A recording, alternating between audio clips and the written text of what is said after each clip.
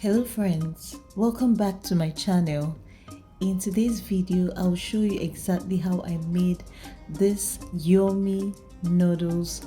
This is a very healthy way to eat your noodles. It's loaded with vegetables and enough nutrients to nourish your body.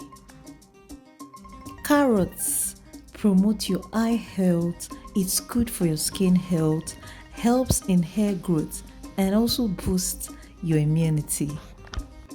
Green bell peppers is loaded with vitamins and minerals. It's a rich source of vitamin C. Vitamin C is needed for many essential functions in your body, including proper immune function. Vitamin C is a powerful antioxidant and protects your cell from harmful substances.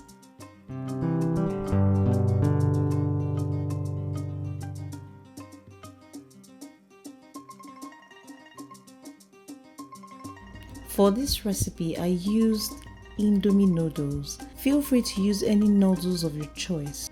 I love the Indomie chicken flavor. You can use any flavor of your choice. You'll also need some carrots and green bell pepper, onions. You'll also need some mixed spices.